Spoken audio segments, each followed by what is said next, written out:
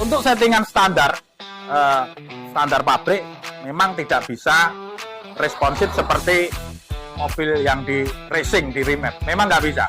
Jadi untuk standar pabrik dia karena mengedepankan faktor endurance, awetan, ya keselamatan dan sebagainya, maka performa mobil dibuat standar, tidak bisa dirasakan responsibilitynya.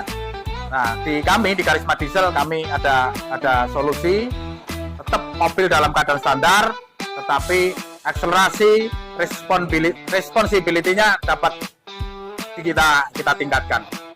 Sehingga untuk upgrade ban seperti ini dengan penambahan bobot mobil tetap tidak mengurangi performa sebagaimana mestinya.